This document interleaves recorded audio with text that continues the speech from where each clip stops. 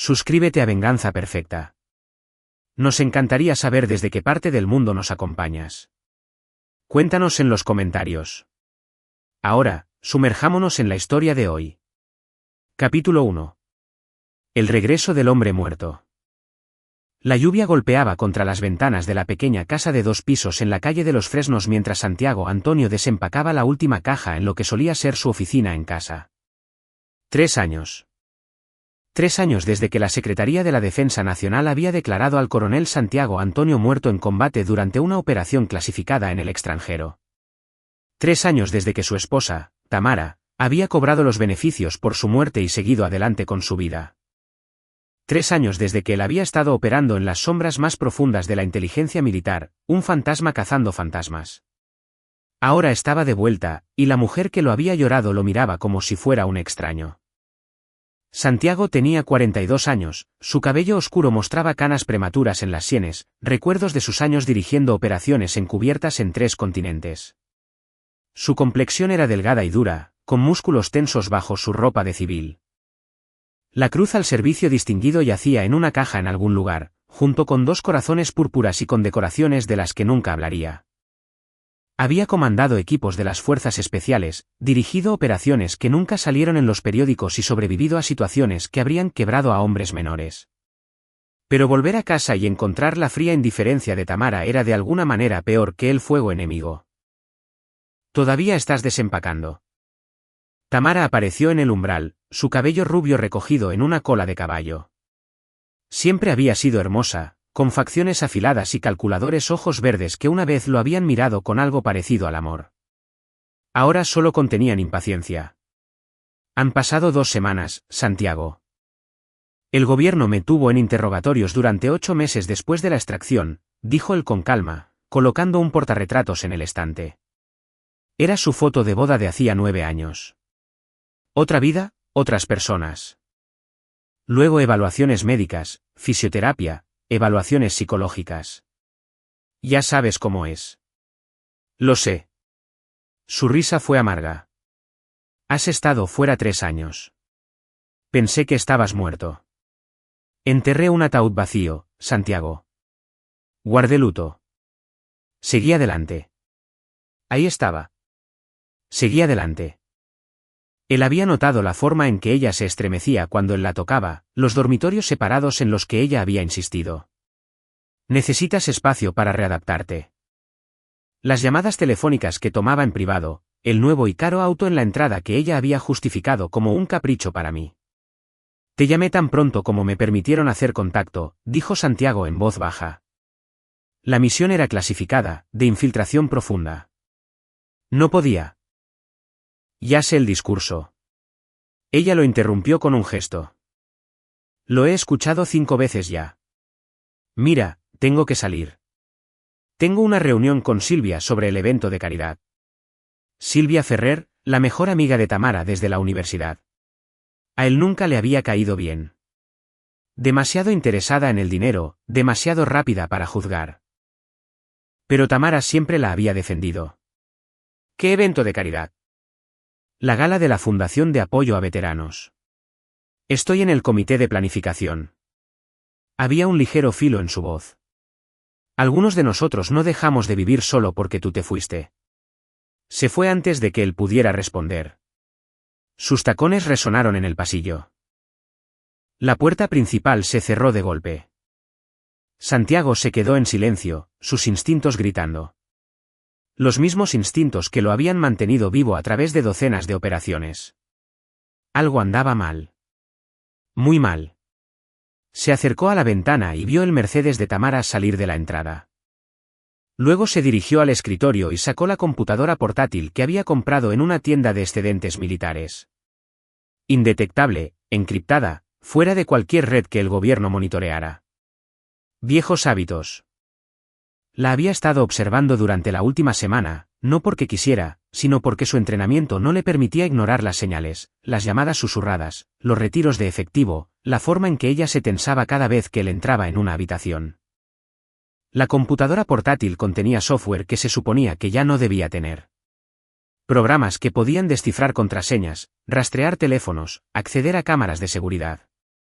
Ya había clonado su teléfono 2 días atrás, cuando ella lo dejó cargando en la cocina. Lo que encontró le heló la sangre. Mensajes de texto a un contacto guardado como B. Docenas de ellos. B. ¿Cuándo se va de nuevo? Tamara, no se va. Siempre está aquí. No puedo respirar. B. Necesitamos hablar sobre el plan. Tamara, sí. Esta noche. El lugar de siempre. 9 de la noche.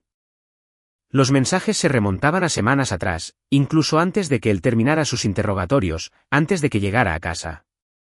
Santiago se reclinó en su silla, con la mandíbula apretada. Había enfrentado a combatientes enemigos, sobrevivido a la tortura, guiado a hombres a través del infierno. Pero esto era diferente.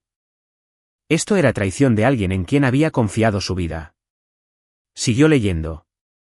Más mensajes, más reuniones, y luego, el de anoche. B. 36 millones de pesos del seguro de vida. 50 y 50. Nadie lo cuestionará después de todo lo que has pasado. Tamara, no puedo seguir haciendo esto. Viviendo con él, fingiendo. B. No tendrás que hacerlo por mucho más tiempo. Te lo prometo. Santiago cerró la computadora portátil, su mente cambiando a modo operacional. La emoción no tenía lugar aquí. Todavía no. Primero, reunir inteligencia, identificar al enemigo, evaluar la amenaza, planificar la respuesta. Necesitaba saber quién era B. Necesitaba saber qué estaban planeando. Y necesitaba saber qué tan profundo era todo esto. Porque si había una cosa que Santiago Antonio sabía hacer, era cazar enemigos. Y acababa de identificar 2 nuevos objetivos. Capítulo 2. La conspiración. Bruno Campos se consideraba un hombre listo. A los 38 años, había construido un negocio inmobiliario modestamente exitoso en un suburbio de la Ciudad de México, conducía un BMW arrendado y tenía una rotación de 3 bares diferentes donde la gente conocía su nombre. Tenía un rostro amigable, del tipo en que las mujeres confían, cabello castaño claro, una sonrisa fácil y el encanto justo para ser peligroso. También tenía un gusto caro que superaba sus ingresos, un problema de juego que ocultaba bien y una total falta de conciencia.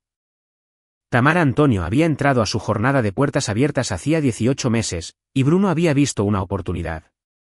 Una viuda de militar, vulnerable y sola, con un pago masivo de un seguro de vida en su cuenta bancaria. 36 millones de pesos que apenas había tocado, como si estuviera esperando permiso para disfrutarlo. Bruno le había dado ese permiso, junto con atención, romance y promesas de una vida libre de la sombra de su difunto esposo. Excepto que Santiago Antonio ya no estaba muerto. Esto es un desastre, murmuró Bruno, caminando de un lado a otro en la habitación de hotel de Tamara. Se habían estado reuniendo aquí durante meses. El hotel ribereño, pagando en efectivo, usando nombres falsos. Cuando me llamaste diciendo que estaba vivo, pensé que estabas teniendo un colapso nervioso. Ojalá lo estuviera. Tamara se sentó en el borde de la cama, con la cabeza entre las manos. Simplemente apareció en la puerta como si nada. El ejército lo declaró muerto, Bruno. Tuvimos un funeral. Cobré el seguro, y ahora está de vuelta, durmiendo al final del pasillo, actuando como si perteneciera aquí. Tienes que devolver el dinero. No puedo. Su voz se quebró. Gasté 720.000 pesos en el auto, otros 540.000 en renovaciones. Le di 900.000 a Silvia para la caridad. Nuestra caridad, Bruno, la que creamos para desviar. No. Él levantó una mano. No hables de eso aquí. La Fundación de Apoyo a Veteranos. Había sido idea de Silvia, en realidad. Una organización benéfica falsa para lavar las deudas de juego de Bruno y los gastos sospechosos de Tamara. Incluso habían organizado algunos pequeños eventos, suficientes para parecer legítimos. El dinero real iba a cuentas en el extranjero, cuidadosamente ocultas detrás de capas de corporaciones fantasma. Estaba funcionando perfectamente, hasta que Santiago Antonio regresó de entre los muertos. ¿Y si se entera?, preguntó Tamara, con sus ojos verdes muy abiertos por el miedo. ¿De nosotros? ¿Del dinero? ¿De todo? Bruno, deja de caminar. No lo hará. Estuvo en las fuerzas especiales, Bruno, está entrenado para... Está entrenado para luchar contra terroristas, no para investigar fraudes de seguros. Bruno se sentó a su lado, tomando su mano. Mira, ha pasado por un infierno. Se está adaptando. No está pensando con claridad. Solo necesitamos ser cuidadosos hasta que lo desplieguen de nuevo. No lo van a desplegar. Está retirado. Baja médica. Está aquí permanentemente.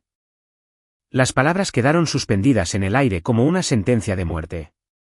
La mente de Bruno se aceleró. 36 millones de pesos. La mitad se suponía que era suya. Lo habían planeado todo, esperar un tiempo respetable después del funeral, casarse en silencio, combinar finanzas, vivir cómodamente. Ya había gastado dinero que no tenía basándose en esas expectativas. Y ahora este hombre muerto lo estaba arruinando todo. Tiene que haber una manera, dijo Bruno lentamente, de hacerlo desaparecer de nuevo. Tamara retiró su mano. ¿Qué estás diciendo? Estoy diciendo que tenemos opciones. Se puso de pie, las ruedas en su cabeza girando. Piénsalo. Está traumatizado, sufre de trastorno de estrés postraumático, probablemente tiene pesadillas violentas, tal vez un comportamiento paranoico. Bruno, no estoy diciendo que hagamos algo. Estoy diciendo que documentemos cosas. Construyamos un caso de que es peligroso. Inestable. Entonces, si algo sucediera, si hubiera un incidente, nadie se sorprendería. Tamara lo miró fijamente. ¿Quieres matarlo? Quiero que tengamos la vida que planeamos, corrigió Bruno, la vida que merecemos. Se fue por 3 años, Tamara.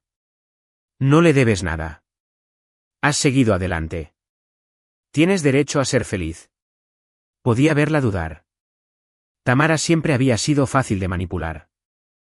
Hermosa, insegura, desesperada por alguien que tomara el control. Bruno lo había reconocido en el momento en que se conocieron. ¿Cómo?, susurró ella. Bruno sonrió. Déjame hacer algunas llamadas. Conozco gente, tipos de mis días en el ejército. Había pasado 2 años en la Guardia Nacional antes de ser expulsado por problemas disciplinarios, pero se mantenía en contacto con algunos contactos útiles. Mientras tanto, tú empiezas a documentar su comportamiento errático. Anótalo. Diles a tus amigas que tienes miedo. Construye la narrativa. Y entonces... Entonces el coronel Santiago Antonio tiene un trágico accidente. Tal vez está limpiando un arma y se dispara. Tal vez su trastorno de estrés postraumático se apodera de él. De cualquier manera, vuelves a ser viuda, legítimamente esta vez. Tamara guardó silencio por un largo momento. Luego asintió, casi imperceptiblemente. Está bien, suspiró. Está bien. Bruno le besó la frente, ocultando su sonrisa. Funcionaría. Tenía que funcionar. Le debía a gente seria mucho dinero. Y 36 millones de pesos resolverían todos sus problemas. Solo necesitaba asegurarse de que un héroe de guerra condecorado no se interpusiera en su camino. Capítulo 3. Vigilancia. Santiago los observaba a través de la mira de sus binoculares de vigilancia desde el otro lado de la calle. El hotel ribereño, habitación 237. Tamara había dicho que se iba a reunir con Silvia. En cambio, había conducido directamente hasta aquí para encontrarse con un hombre que Santiago había identificado en las 6 horas posteriores al inicio de su investigación. Bruno Campos, de 38 años, baja deshonrosa de la Guardia Nacional, negocios fallidos, deudas crecientes y una sonrisa encantadora que probablemente funcionaba con mujeres desesperadas. Santiago había accedido a sus registros financieros con bastante facilidad con los códigos de acceso correctos y encontró a un hombre ahogado en deudas de juego y malas inversiones. A través de la mira, los observaba hablar. El lenguaje corporal decía mucho. La mano de Bruno en el hombro de Tamara, posesiva y controladora. La postura de Tamara, inclinada hacia él, buscando consuelo. La forma en que se movían juntos sugería intimidad. Meses de ella, tal vez más. Santiago bajó los binoculares, su expresión neutral. En el campo, el desapego emocional era supervivencia. Analizabas el comportamiento del enemigo sin juzgar, identificabas patrones, explotabas debilidades. Los sentimientos personales te mataban. No podía permitirse sentir nada en este momento. Su teléfono vibró. Número desconocido. Respondió, Santiago Antonio. Una voz familiar, áspera por la edad pero aún imponente. General Macías. Santiago sintió una sorpresa genuina. Tristán Macías había comandado operaciones de alto nivel, el hombre que había enviado a Santiago a su última misión clasificada. No esperaba saber de usted, señor. Escuché que estabas en el país. Pensé en ver cómo estabas. Una pausa. ¿Cómo te trata la vida civil? Diferente de lo esperado. Macías se rió sombríamente. Siempre lo es. Escucha, estaré en Toluca la próxima semana. Aburridas reuniones del Departamento de Defensa. Te invito a un trago. Se lo agradezco, señor. Y Santiago, si necesitas algo, lo que sea, me llamas. ¿Te lo has ganado? Sí, señor. La llamada terminó. Santiago guardó el teléfono. Un plan comenzaba a formarse. No solo estaba lidiando con una esposa infiel y su novio criminal. Estaba lidiando con personas que conspiraban activamente en su contra. Los mensajes de texto lo dejaban bastante claro. Nadie lo cuestionará después de todo lo que has pasado. Estaban planeando matarlo. Hacer que pareciera un suicidio o un accidente. Probablemente alegarían trastorno de estrés postraumático. Era una jugada inteligente, en realidad. Todos creerían que un veterano traumatizado no pudo adaptarse a la vida civil. Pero no sabían con quién estaban tratando. Santiago regresó a su casa. Ya no podía pensar en ella como su hogar, y fue al sótano. Había instalado un taller allí, diciéndole a Tamara que necesitaba espacio para trabajar en proyectos. Ella pareció aliviada de tenerlo ocupado. El verdadero espacio de trabajo estaba detrás de la pared falsa que había instalado en 2 horas mientras ella estaba fuera. Adentro, había creado un centro de operaciones, monitores que mostraban imágenes de las cámaras que había colocado por toda la casa, equipo de audio, armas guardadas en una caja fuerte oculta, todo lo que necesitaba. Revisó las grabaciones del día. Tamara haciendo llamadas, siempre mirando por encima del hombro. Su conversación con Silvia, donde discutieron la situación de Santiago y cómo Bruno tiene un plan. Silvia Ferrer también estaba involucrada. Por supuesto que lo estaba. Probablemente había ayudado a conectar a Bruno y Tamara en primer lugar. Santiago sacó los registros financieros que había compilado de los 3. Fue entonces cuando lo encontró. La Fundación de Apoyo a Veteranos, una organización benéfica que Tamara y Silvia dirigían, supuestamente para ayudar a los veteranos a hacer la transición a la vida civil. Excepto que el rastro del dinero contaba una historia diferente. Las donaciones entraban, pequeñas cantidades, nada sospechoso. Pero los gastos eran ficción creativa, pagos a proveedores falsos, costos inflados para eventos, dinero desapareciendo en corporaciones fantasma que finalmente conducían a cuentas en el extranjero. No solo estaban planeando matarlo. Habían estado robando a veteranos durante más de 1 año. Algo frío se instaló en el pecho de Santiago.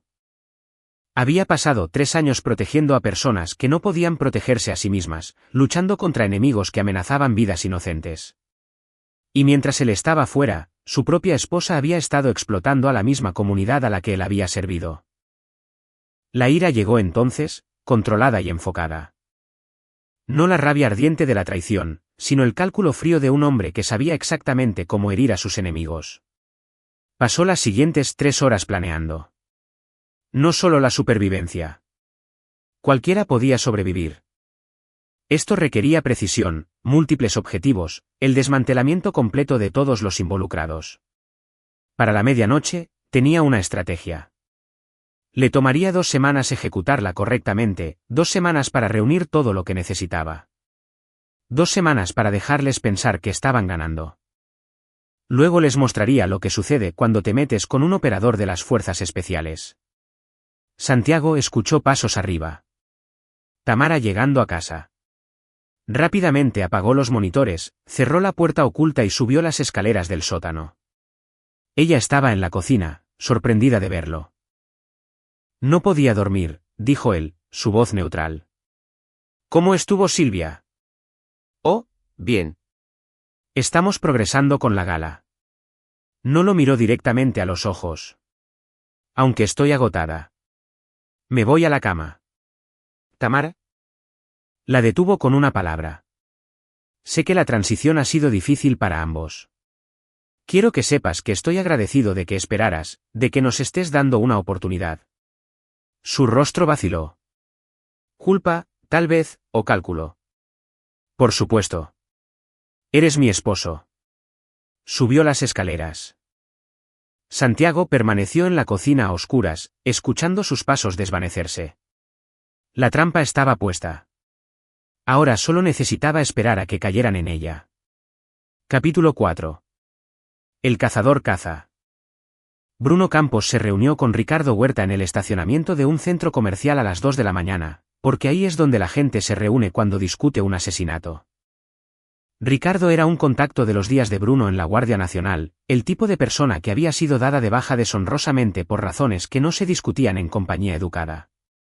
Ahora hacía trabajos de seguridad independientes para gente con dinero y problemas. ¿Así que quieres a este coronel muerto?, dijo Ricardo, encendiendo un cigarrillo en el asiento delantero de su camioneta. Estaba construido como un jugador de fútbol americano venido a menos, con ojos muertos que habían visto demasiado y sentido demasiado poco. Quiero opciones, corrigió Bruno. Algo que parezca natural. Lo natural cuesta extra. Los accidentes requieren planificación. Ricardo sopló humo hacia la ventana rota. Este tipo, Antonio, es de las fuerzas especiales de verdad. Lo era. Está retirado. Baja médica. Los de las fuerzas especiales no se retiran, amigo. Solo entran en estado latente. Ricardo negó con la cabeza. Me estás pidiendo que ataque a un operador entrenado en su propia casa. Eso es tarifa de suicidio. 360.000 pesos por adelantado, 540.000 cuando esté hecho.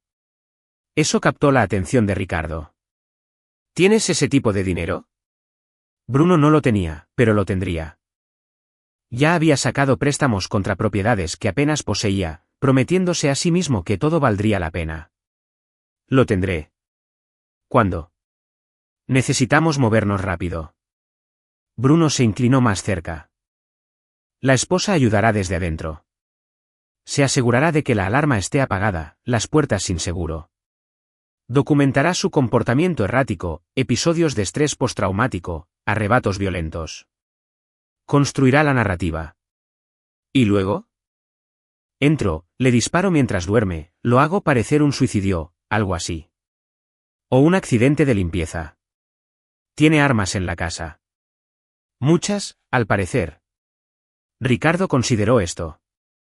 Necesitaré vigilancia primero. Aprender sus patrones. Puntos de entrada y salida. 3 días como mínimo. Tienes 2. Entonces el precio es 1.080.000 pesos. No negociable. Bruno apretó los dientes, pero asintió. No importaba. Una vez que Santiago estuviera muerto y el dinero del seguro estuviera asegurado, estas deudas desaparecerían. Lo que Bruno no sabía era que Santiago lo había estado siguiendo desde que dejó el hotel ribereño. Lo que Bruno no podía ver era el pequeño dispositivo de rastreo adherido a los bajos de su auto, o el micrófono direccional apuntando a su camioneta desde 300 metros de distancia, o la mira de visión nocturna observando cada movimiento. Santiago grabó toda la conversación desde su posición en la línea de árboles. Fotografió la matrícula de Ricardo Huerta, luego pasó 20 minutos en su propio vehículo buscando la identificación en bases de datos militares a las que técnicamente ya no tenía acceso. Ricardo Huerta, baja deshonrosa por vender equipo militar robado, sospechoso en 2 homicidios sin resolver, actualmente bajo investigación por la Fiscalía General de la República por tráfico ilegal de armas. Perfecto. Santiago condujo a casa, su mente catalogando cada detalle. Ahora tenía 3 objetivos principales, Tamara, Bruno y Ricardo, más un objetivo secundario, Silvia Ferrer. La conspiración era más grande de lo que había pensado. Más personas estaban involucradas en el fraude de la caridad, lo que significaba más evidencia que recolectar. Llegó a casa a las 3:30 de la mañana y encontró a Tamara, todavía despierta, sentada en la mesa de la cocina con una copa de vino. ¿Trabajando hasta tarde?, preguntó ella, su tono agudo. No podía dormir. Salí a dar una vuelta. Colgó las llaves junto a la puerta. ¿Y tú? Este insomnio me está matando. Lo estudió por encima del borde de su copa. Santiago, necesito hablar contigo de algo. Ahí viene, pensó él. La preparación. Estoy preocupada por ti, continuó ella. Pareces desconectado, a veces enojado. Sé que estás lidiando con mucho y quiero apoyarte, pero también necesito sentirme segura en mi propia casa. ¿Segura? Mantuvo su voz nivelada. ¿He hecho algo para que te sientas insegura? No, no exactamente. Pero anoche estabas limpiando tu rifle a medianoche. Y has estado desapareciendo a horas extrañas. Y ayer te oí gritar en el sótano. No estaba gritando. Estaba hablando por teléfono. ¿Sonaba violento? Sus ojos estaban muy abiertos, fingiendo preocupación. Quizás deberías hablar con alguien. Un terapeuta. Alguien que entienda por lo que has pasado. ¿Crees que tengo trastorno de estrés postraumático? Creo que has experimentado un trauma y necesitas ayuda para procesarlo. Ella buscó su mano. Él dejó que la tomara, aunque su contacto le erizaba la piel. Estoy de tu lado, Santiago, pero tienes que poner de tu parte. La manipulación era elegante.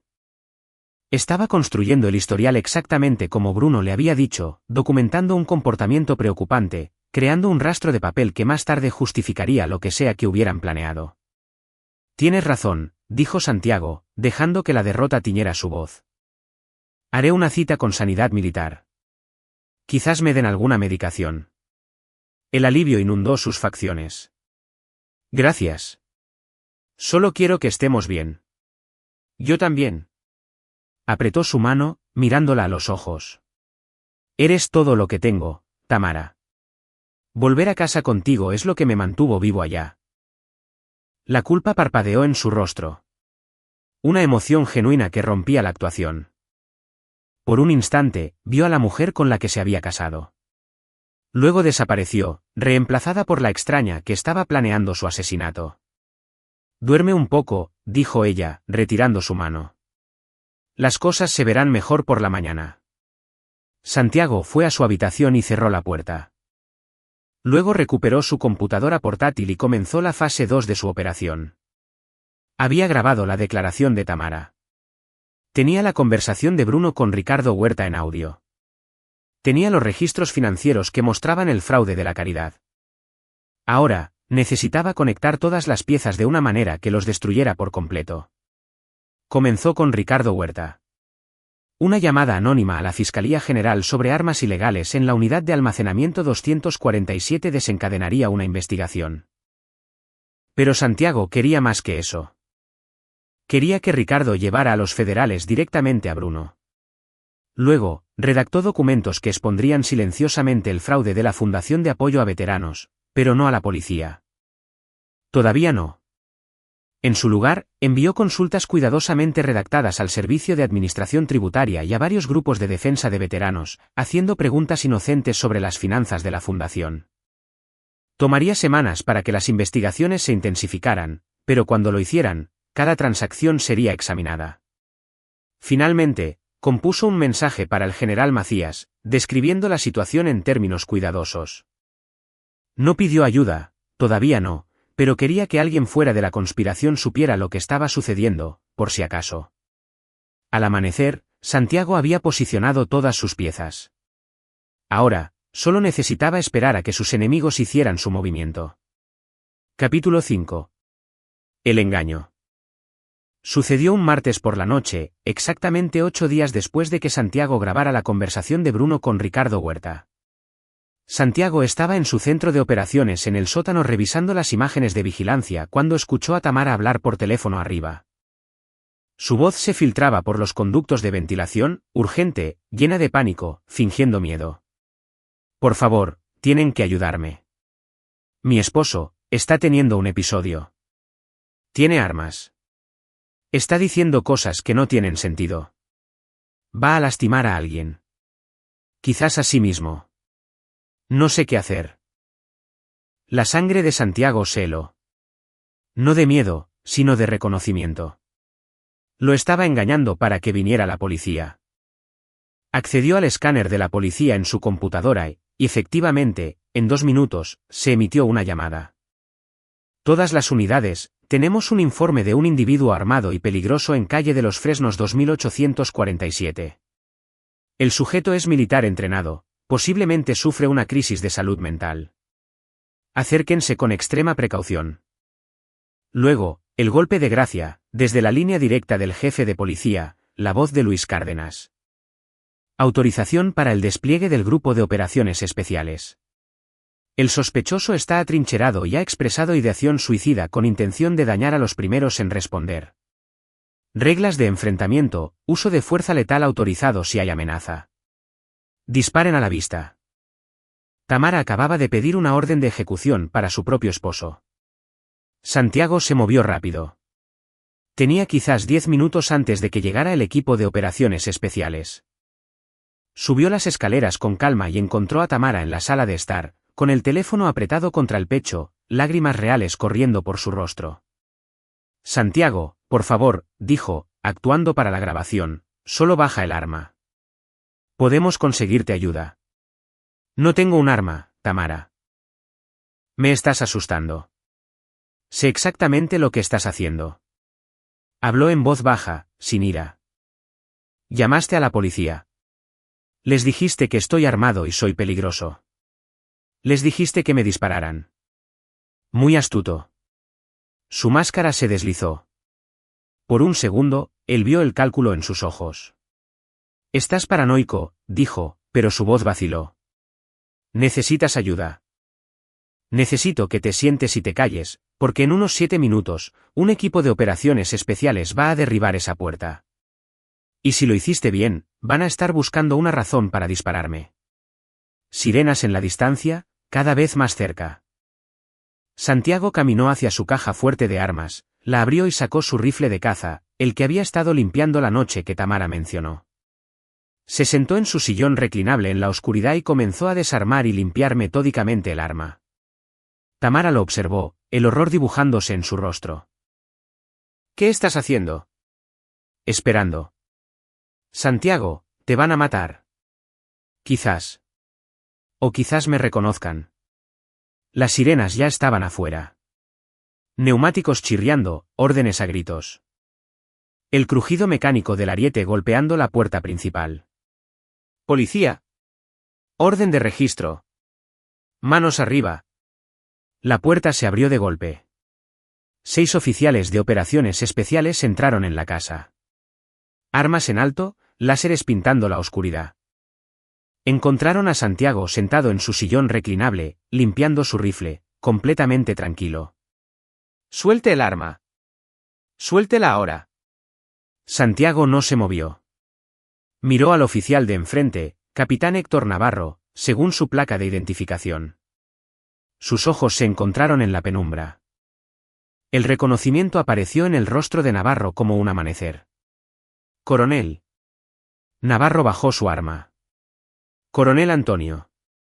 Capitán Navarro. La voz de Santiago era firme. Ha pasado tiempo. Nosotros. Navarro miró a su equipo, luego de nuevo a Santiago. Pensamos que estaba muerto, señor. Caído en combate en el extranjero. Hace 3 años. ¿Mejoré? Santiago dejó el rifle con cuidado, con las manos visibles. ¿Le importa si me levanto? Esto se está volviendo incómodo. Dios santo. Navarro se volvió hacia su equipo. Retírense. Retírense. Los otros oficiales bajaron sus armas, confundidos. Señor, recibimos una llamada. ¿Sé lo que recibieron? Santiago se levantó lentamente. Mi esposa la hizo. Me hizo sonar como un psicótico peligroso. Señaló a Tamara, congelada en el umbral. Ella está ahí, por cierto. Tamara Antonio. Quiero que la arresten. Navarro lo miró fijamente. Señor. Arréstenla, capitán. Intento de asesinato, presentar un informe policial falso. Probablemente fraude también, pero ya llegaremos a eso. La voz de Santiago se endureció. Y luego necesito que usted y su equipo despejen la habitación. Lo que estoy a punto de explicar es clasificado y no tienen la autorización. Coronel, no entiendo. ¿Lo hará? Santiago miró directamente a Tamara. Diles. Diles lo que hiciste. El rostro de Tamara se desmoronó. Yo no estaba tratando de ayudar. Llamaste a la policía y les dijiste que estaba armado, era peligroso y suicida. Específicamente le dijiste al jefe que autorizara la fuerza letal. Eso es intento de asesinato usando a la policía como arma. El tono de Santiago era de hielo. Lo hiciste porque quieres el dinero del seguro. Tú y tu novio, Bruno Campos. El novio con el que te has estado acostando desde 6 meses después de mi muerte. El novio que actualmente está arreglando que me mate Ricardo Huerta, un conocido criminal. Cada palabra era un mazazo. Tamara se derrumbó de rodillas, sollozando. Navarro miró de Tamara a Santiago. Señor, estas son acusaciones serias. Son hechos. Y tengo pruebas de todo. Santiago sacó una memoria USB de su bolsillo. Grabaciones de audio, registros financieros, mensajes de texto. Todo lo que necesita. Pero primero, necesito que la arreste antes de que destruya pruebas o advierta a sus cómplices. Navarro dudó solo un segundo, luego asintió bruscamente. Espósenla. 2 oficiales avanzaron. Tamara no se resistió mientras la levantaban y le aseguraban las muñecas a la espalda. Todavía lloraba, pero si era por miedo, culpa o ira, Santiago no podía decirlo. No le importaba. Todos los demás fuera, ordenó Santiago. Y a pesar de no estar ya en el ejército, su tono llevaba suficiente autoridad como para que el equipo de operaciones especiales obedeciera. Navarro se quedó. Señor, ¿de qué se trata todo esto en realidad? Se trata de gente que pensó que un hombre muerto no podía defenderse. Santiago le entregó la memoria USB. Todo lo que necesita está ahí. Pero, Navarro, esto va más allá de mi esposa. Hay otros involucrados. Criminales, fraude, gente que victimiza a los veteranos. ¿Qué necesita de mí? Tiempo. No la procese hasta la mañana. Déjeme trabajar esta noche.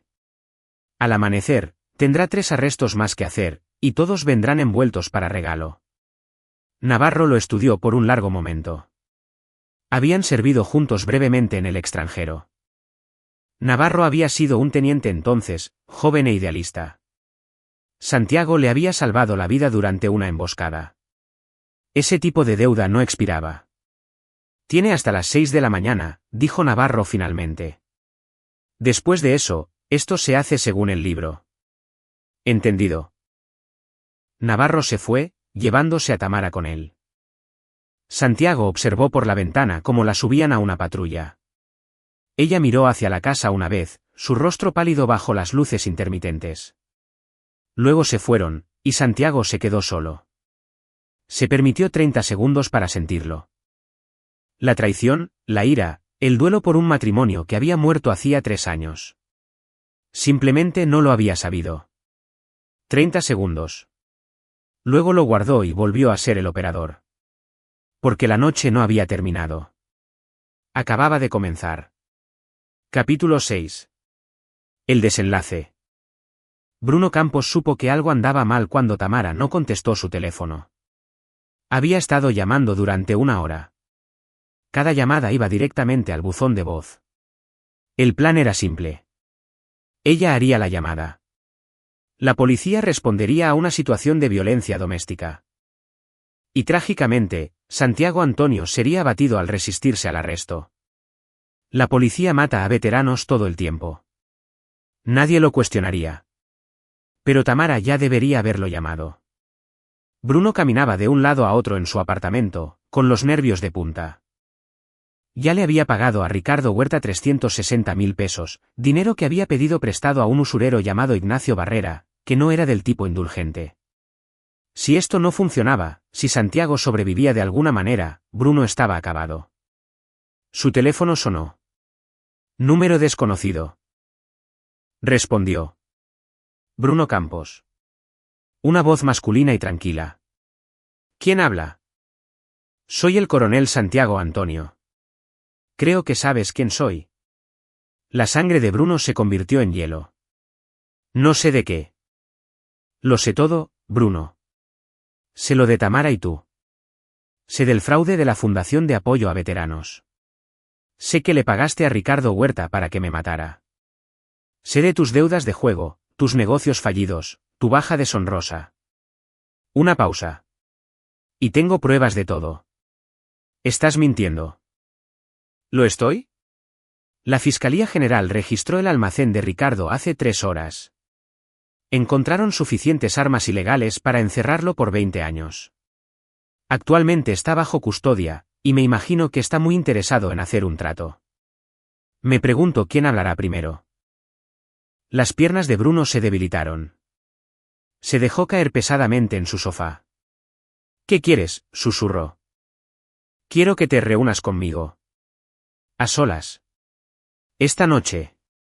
Hay una obra en construcción en la carretera 7. El antiguo edificio del molino que están demoliendo. ¿Lo conoces? Sí. Estate allí en 30 minutos. Ven solo. No llames a nadie. No avises a Silvia ni a nadie más involucrado en tu pequeño plan. Si lo haces, entregaré todo a la Agencia Federal de Investigación. ¿Entendido? Entendido. Bien. Nos vemos pronto, Bruno. La llamada terminó. Bruno se sentó en la oscuridad, su mente acelerada. Esto era una trampa. Obviamente. Santiago iba a matarlo, o a golpearlo, o Dios sabe qué. Lo inteligente era huir, irse de la ciudad, desaparecer. Pero no podía. Su auto estaba arrendado con pretextos falsos. Sus tarjetas de crédito estaban al límite. Tenía quizás 5.400 pesos en efectivo, e Ignacio Barrera lo encontraría donde quiera que fuera. Tenía que enfrentar a Santiago. Bruno agarró su pistola, una 9 milímetros que compró ilegalmente, y condujo hasta la obra en construcción. Le temblaban las manos en el volante. El viejo molino era un esqueleto de lo que fue, medio demolido, rodeado por una valla de tela metálica. Bruno estacionó afuera y caminó a través de un corte en la valla, con su arma desenfundada pero baja. «Estoy aquí», y gritó en la oscuridad. Silencio. Luego, una voz desde las sombras. «Suelta el arma. No voy a soltar nada hasta que te vea. No estás en posición de negociar, Bruno». De repente, una luz cegadora.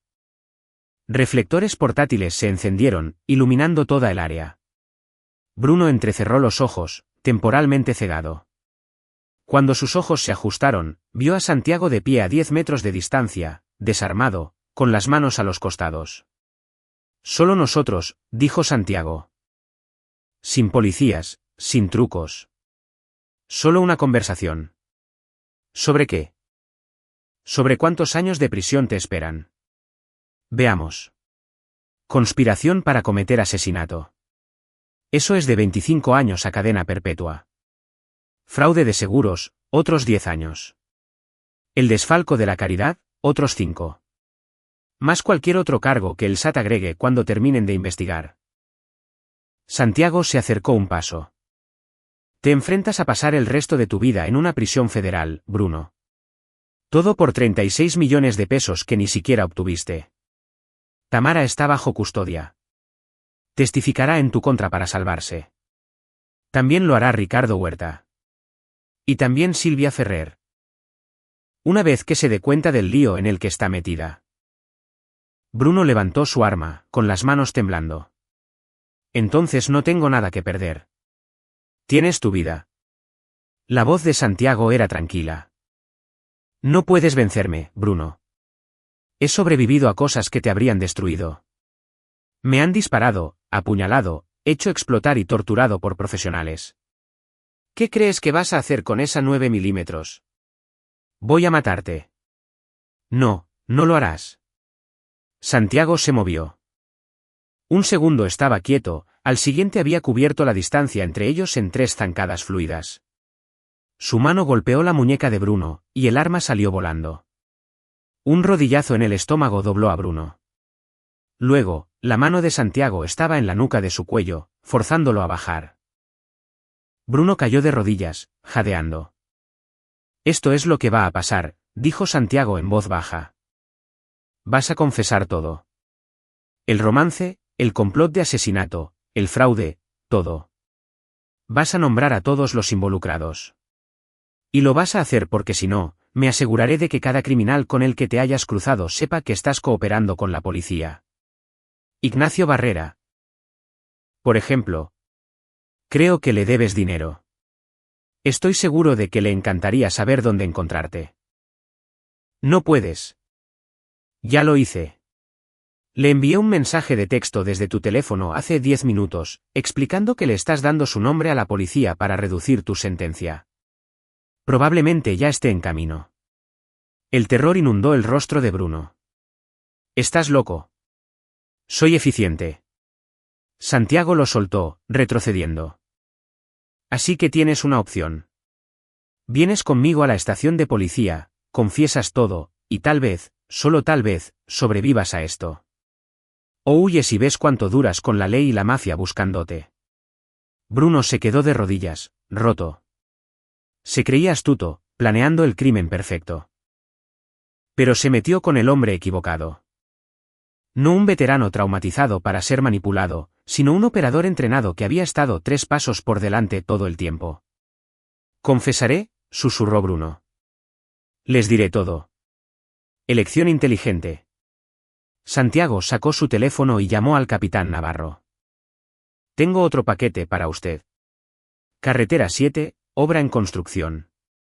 Bruno Campos, listo para cooperar. 20 minutos después, llegaron los coches de policía. Bruno fue esposado y subido a una patrulla. Mientras se alejaban, Santiago permaneció bajo los reflectores, observando. Quedaba una más. Capítulo 7. ¿La arquitecta? Silvia Ferrer supo que estaba en problemas cuando la Agencia Federal de Investigación llamó a su puerta a las 6 de la mañana. 2 agentes, vestidos profesionalmente, mostrando insignias y una orden judicial. Señorita Ferrer. Agencia Federal de Investigación. Tenemos algunas preguntas sobre la Fundación de Apoyo a Veteranos. La cuidadosa vida de Silvia se derrumbó en ese momento. Ella había sido la arquitecta de todo el plan. En realidad, no Bruno, no Tamara. Ellos solo eran peones útiles. Silvia tenía experiencia en la gestión de organizaciones sin fines de lucro de su trabajo anterior, antes de que la despidieran silenciosamente por un desfalco que no pudieron probar. Había aprendido de esos errores, creado un sistema mejor, más capas, más desvíos. Cuando el esposo de Tamara murió, Silvia vio la oportunidad. Una mujer vulnerable con dinero y sin dirección. Le presentó a Tamara a Bruno, sabiendo que él era débil y codicioso. Ella sugirió la caridad, ayudó a establecerla, manejó los libros. Luego observó cómo robaban casi 9 millones de pesos a personas que habían servido a su país, y ella se quedó con el 60%. Ahora, sentada en una sala de interrogatorios de la AFI, Silvia se dio cuenta de que había cometido un error crítico. Había subestimado a Santiago Antonio. Comencemos con la Fundación de Apoyo a Veteranos, dijo el agente Mario Ríos, un hombre de unos 40 años con ojos agudos. Usted figura como la tesorera. ¿Puede explicar estas transacciones? Deslizó documentos sobre la mesa. Extractos bancarios, corporaciones fantasma, rastros de dinero que Silvia pensaba que había ocultado perfectamente. No entiendo, dijo, intentando mostrar confusión. Estos son gastos comerciales legítimos. ¿Legítimos? El agente Ríos sonrió levemente. Usted pagó 540.000 pesos a una empresa llamada Servicios Patriotas para la planificación de eventos. Excepto que Servicios Patriotas no existe. Es una corporación fantasma en otro estado con usted como única signataria. Debe haber algún error. No hay ningún error, señorita Ferrer. La hemos estado investigando durante 6 semanas. Se inclinó hacia adelante. Alguien nos envió una pista muy detallada. Registros financieros completos, correspondencia por correo electrónico, incluso grabaciones de audio de usted discutiendo el fraude con Tamara Antonio y Bruno Campos. Santiago. Tenía que ser él. Quiero a mi abogado, dijo Silvia. Es su derecho. Pero déjeme decirle cuál es su situación. Ríos sacó más documentos. Fraude electrónico, fraude postal, robo de fondos gubernamentales, robo de identidad. Sí, sabemos sobre los perfiles de veteranos falsos que creó para reclamar donaciones. Y conspiración para cometer asesinato. Eso último la golpeó como un puñetazo. Yo no estuve involucrada en eso, en realidad. Porque tenemos mensajes de texto entre usted y Tamara Antonio discutiendo soluciones permanentes al problema de Santiago. Tenemos registros financieros que muestran que retiró 270.000 pesos en efectivo el mismo día que Bruno Campos le pagó a Ricardo Huerta. ¿Está implicada? Señorita Ferrer. Profundamente. Las manos de Silvia temblaban. ¿Qué quieren de mí? La verdad. Toda. Todos los involucrados. Cada transacción. Cada mentira. Ríos se reclinó. Haga eso, y tal vez, solo tal vez, vea la luz del día antes de los 70. Silvia miró las pruebas esparcidas ante ella. Sus planes cuidadosos, su crimen perfecto, al descubierto. Y comprendió finalmente que nunca había sido tan lista como pensaba. Solo había tenido suerte, hasta que dejó de tenerla. Hay otros, susurró. No solo nosotros. La caridad. No fuimos los primeros. Ríos se inclinó hacia adelante. Explíquese. Lo aprendí de mi trabajo anterior. La Fundación Hamilton. Hacían lo mismo. Una caridad falsa que robaba a los veteranos. Yo solo copié su modelo. Levantó la vista. Si quieren a todos, puedo darles nombres, fechas, cuentas bancarias. Toda la red. Siga hablando. Y Silvia lo hizo. Durante 6 horas, explicó cómo el fraude a organizaciones benéficas de veteranos se había convertido en una industria artesanal. Cómo personas como ella explotaban la buena voluntad hacia las familias de militares. Cómo habían robado millones a aquellos que lo habían sacrificado todo. Al final, el agente Ríos tenía suficiente evidencia para lanzar una docena de investigaciones. Igual irá a prisión, le dijo. Pero nos ha ayudado. Eso cuenta para algo. Silvia asintió, entumecida. Cooperó, esperando clemencia. Pero sabía la verdad. Destruyó vidas por dinero. No había vuelta atrás de eso. Mientras la llevaban a una celda, tuvo un pensamiento amargo. Santiago Antonio ganó. Capítulo 8. Justicia y guerra. El general Tristán Macías se sentó frente a Santiago en un bar tranquilo de Toluca, saboreando un bourbon y escuchando toda la historia. Cuando Santiago terminó, Macías guardó silencio por un largo momento. Vaya bienvenida a casa, dijo finalmente. Sí, señor. Lo manejaste bien. Metódicamente, completamente. Macías bebió un sorbo. Aunque tengo que preguntar, ¿se trató de justicia o de venganza? Santiago consideró la pregunta. Ambas cosas, señor. Intentaron matarme. Eso requiere una respuesta. Pero también estaban perjudicando a los veteranos a través de ese fraude de caridad. Eso no podía permitirse. De acuerdo. Macías dejó su vaso. La investigación de la AFI que desencadenaste se está expandiendo. Parece que el fraude a organizaciones benéficas de veteranos es más grande de lo que nadie imaginaba. Has hecho un gran bien, Santiago. Solo terminé lo que empecé, señor. No, fuiste más allá. Macías se inclinó hacia adelante. Por eso tengo una propuesta. La Secretaría de la Defensa está creando un nuevo grupo de trabajo para investigar el fraude, la corrupción y los delitos dirigidos a las familias de militares. No es trabajo de primera línea, es analítico, principalmente recopilación de inteligencia. Pero es un trabajo importante. Me está ofreciendo un trabajo. Te estoy ofreciendo un propósito.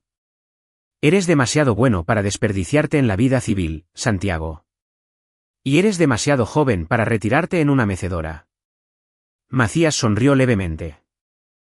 Además, acabas de demostrar que eres excepcionalmente bueno para acabar con criminales que se creen más listos que nadie. Santiago lo pensó. La casa en la calle de los Fresnos estaba vacía ahora, manchada por la traición. No tenía lazos que lo mantuvieran en la ciudad. Ninguna razón para quedarse. Y estaba aburrido de la vida civil. ¿Cuál es el plazo?, preguntó. Preséntate en el campo militar número 1 en 2 semanas. Te prepararemos. Nueva asignación. Un nuevo comienzo. Santiago asintió lentamente. Sí, señor. ¿Acepto? Se dieron la mano. Macías pidió otra ronda. ¿Y qué hay de Tamara?, preguntó Macías. Está cooperando con los fiscales. Testificó contra Bruno. Confirmó todo. Probablemente le den de 10 a 15 años con posibilidad de libertad condicional. La voz de Santiago era plana. Ella tomó sus decisiones. ¿Y tú? ¿Cómo lo estás manejando? Soy un soldado, señor. Lidio con situaciones difíciles. Esto es solo otra misión completada. Macías lo estudió. Sabes, está bien sentir algo por esto. Era tu esposa. Era alguien que creía conocer. Santiago terminó su bebida. La verdadera Tamara, la que conspiraría para asesinarme por dinero del seguro, nunca la conocí. Se sentaron en silencio por un rato. Dos guerreros que entendían que algunas heridas no se ven por fuera. Capítulo 9. El fantasma camina. 3 meses después, Santiago estaba en un tribunal militar, observando cómo la última pieza caía en su lugar. Ricardo Huerta estaba sentado con un uniforme naranja de prisión, encadenado, luciendo más pequeño de lo que parecía aquella noche en el estacionamiento. El juez, un severo coronel militar llamado Damián Yáñez, leyó el veredicto por el cargo de conspiración para cometer el asesinato de un oficial militar. Se encuentra al acusado culpable de los cargos de tráfico ilegal de armas. Culpable de los cargos de... Continuó. 23 cargos en total. Ricardo Huerta iba a morir en prisión. Bruno Campos ya había sido sentenciado, 35 años, sin libertad condicional durante 20. Confesó todo, pero no lo salvó. Tamara enfrentaría su sentencia el próximo mes. Santiago no asistiría. Silvia Ferrer había obtenido 15 años por su cooperación, pero la investigación que ella había desencadenado aún estaba en curso. 6 otras organizaciones benéficas falsas habían sido expuestas. Docenas de arrestos, millones de pesos robados recuperados y devueltos a organizaciones legítimas de veteranos. Algo bueno de toda la destrucción. Después de la sentencia, el capitán Héctor Navarro encontró a Santiago en el pasillo. Coronel. Me alegro de encontrarlo. Capitán. Se dieron la mano. Buen trabajo en la investigación. Solo seguí la evidencia que usted proporcionó, señor. Navarro dudó. ¿Puedo preguntar, planeó todo esto desde el principio? Las grabaciones, la vigilancia, la forma en que todo encajó. Santiago sonrió levemente. Un plan para sobrevivir. Todo lo demás fue solo buena práctica operacional. Los manipuló perfectamente. Ellos se manipularon a sí mismos. Yo solo les di la soga. Santiago miró su reloj. Tengo que irme. Mi nueva asignación comienza mañana. ¿A dónde lo envían? No puedo decirlo. Clasificado. Hizo una pausa. Pero es un buen trabajo. Un trabajo importante. Ayudar a gente que merece algo mejor.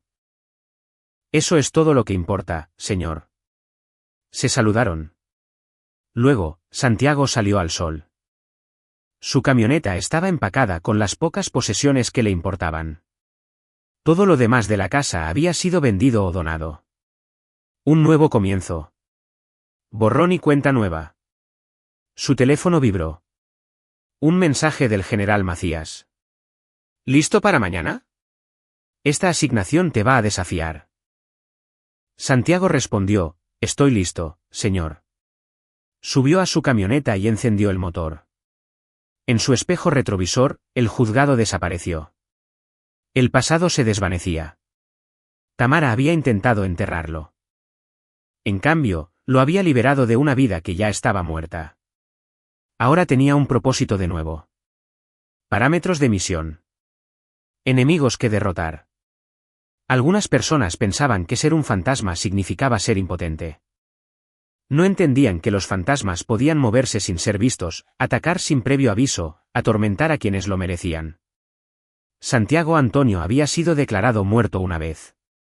Había regresado, y ahora iba a cazar de nuevo. Pero esta vez, su objetivo serían las personas que se aprovechaban de aquellos que habían servido. Criminales que pensaban que los veteranos eran presas fáciles. Gente como Tamara, Bruno y Silvia, pero a una escala mayor. No lo verían venir.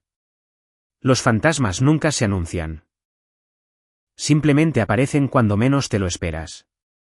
Y para cuando te das cuenta de que estás siendo atormentado, ya es demasiado tarde. Santiago sonrió mientras conducía hacia su nueva vida, dejando la antigua ardiendo a su paso.